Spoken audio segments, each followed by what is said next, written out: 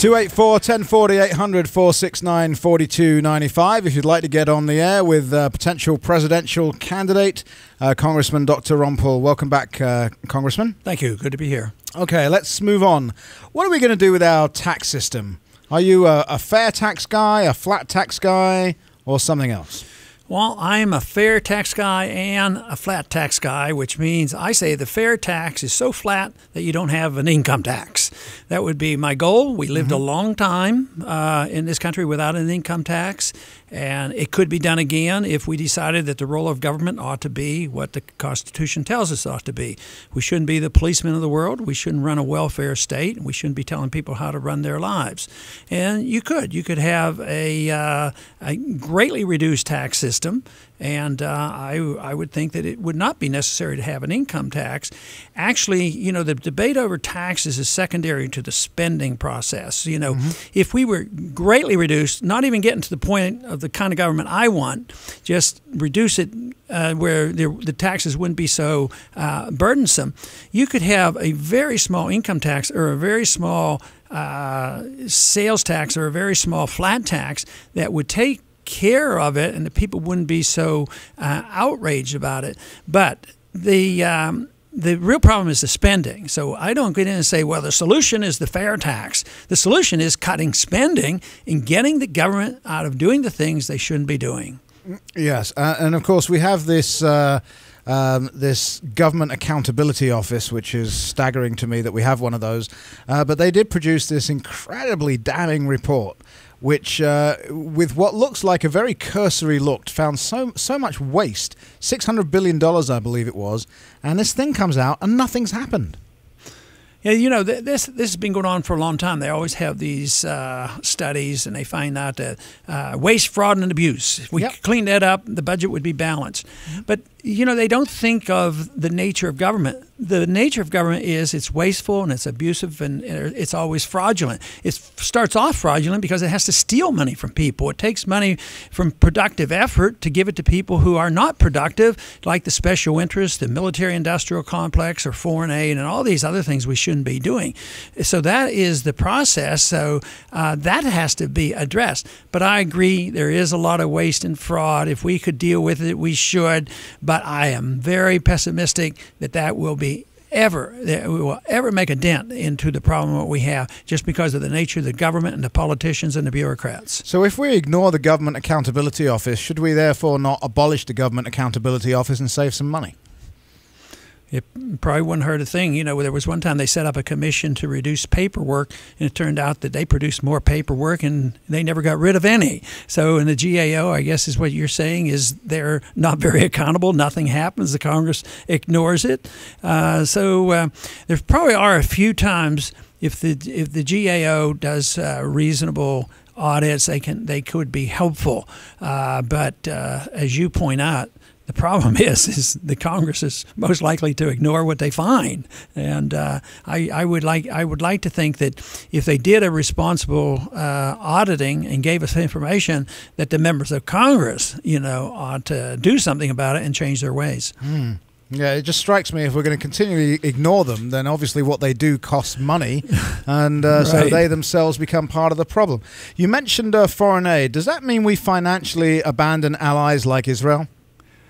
Well, I don't think it's abandoning it. I think we should change our ways. Matter of fact, I think we teach people to be dependent on us and steal their sovereignty from them, whether it's Israel or Egypt or whether it's any country whatsoever. Right now, it's Pakistan that we're talking about. I mean, what kind of benefit did we get from the billions that go to Pakistan? I mean, what about the money going to Egypt and the many other countries? And even if you look at just the foreign aid budget, it's much bigger than that because the military aid is even larger, and that is a service mostly to the weapons industry, because some of this money never leaves our country. We send it to a country, but they're required to spend it back here buying weapons. But so nevertheless, they buy a bunch of F-16s, and the money stays here, and we give Israel a bunch of free F-16s. And to simplify, that is essentially it. But it's always a drain. When money is going into weapons that go overseas, either for our own use and they get blown up, or give them to another country and they use them, it takes away from medical care and education and standard of living here, and the jobs go into the wrong industries. The productive jobs that we need under this circumstances end up going to China. Well, let me ask you a yes or no question. Does that mean we financially abandon allies like Israel? Well, yeah. I'm not going to accept your word abandon, because I do not believe that stopping aid is abandoning it. It's sort of like saying, well, I want to financially abandon. Financially, taking all financial aid from all countries, yes, I would. I would like to treat them like our best friend, and our best friend and our biggest trading partner happens to be Canada. Why can't we treat all our best friends like we treat Canada? And that doesn't mean that we should tax American citizens and send money to Canada, nor do I think that should occur in any place in the world. Okay. I want to clear up something, because there's some confusion of you. During my research, I found some stuff about you that you criticized Ronald Reagan, but at the same time, you are a fan of Ronald Reagan. So which is it? Well, I think none of us are perfect. So if Ronald Reagan did something right, I praised him. But when he didn't follow through, I criticized him, because I wasn't happy with his deficits. His deficits went up. Yep. But in '76, I was only one of 4 congressmen that went to the convention in support of him against Ford. And I supported him in 1980. But in 1981, I couldn't vote for his budget, because I thought it was way too much. We were supposed to be cutting. So yes, I've been critical but supportive, because I think I was like most Americans.